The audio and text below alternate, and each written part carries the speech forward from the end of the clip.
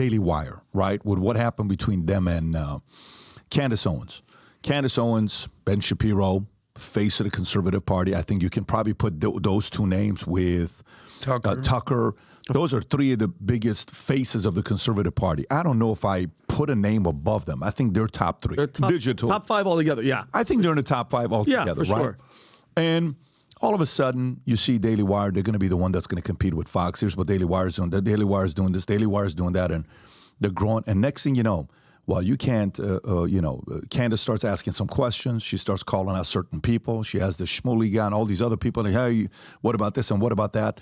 And the next thing you know, no, we chose to fire her because we're a publisher. We're not a platform. So they chose to take the position as a publisher. And the rift was this specific topic. How closely are you following what happened between Candace, Daily Wire, Ben Shapiro?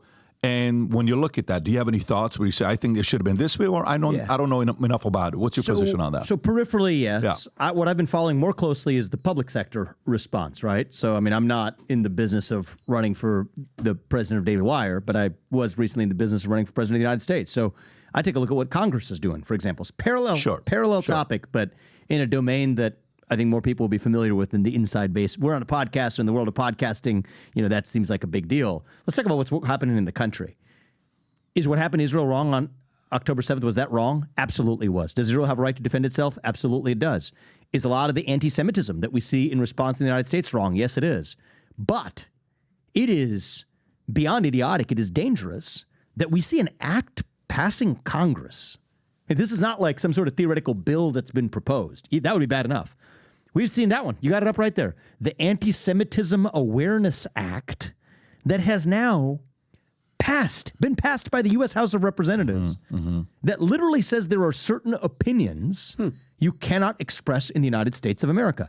You cannot, I think different definitions that have been adopted in this bill, you cannot compare the actions of Israel to Hitler.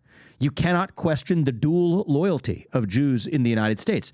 Do I agree with these claims? Of course not. I think it's ridiculous to compare Israel's actions to those of Hitler. I think it's disgusting. But the United States of America is the quintessential country where you get to express an opinion.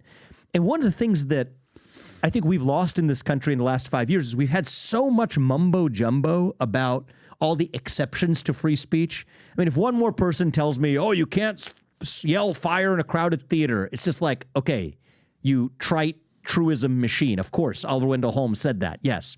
You can't threaten to kill somebody. You can't sell this and claim to be medicine when in fact it's snake oil.